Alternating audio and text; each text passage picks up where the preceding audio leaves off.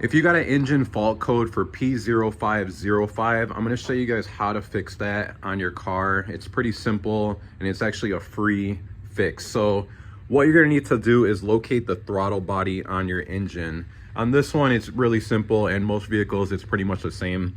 Find the air box, you know, where the engine air filter goes. Follow the hose, and where that hose goes, it's going to be, that actually rhymed, hose goes. So it's going to go into the throttle body here, and what you're going to need to do is undo it. So with this one, I was actually able to loosen this screw right here, and then in there you can see the other one, I loosened that one, and then I was able to pull this off. And then what you'll need to do is clean out the throttle body. So there's a plate in there, you're just going to go ahead and flip it straight. Take some cleaner. They actually have throttle body cleaner that you can spray in there and wipe with a rag. So pretty much what happens is there's dirt that gets on there and grime, and it causes those issues. So basically just clean it up really good, put it back how it was, and you should be good to go.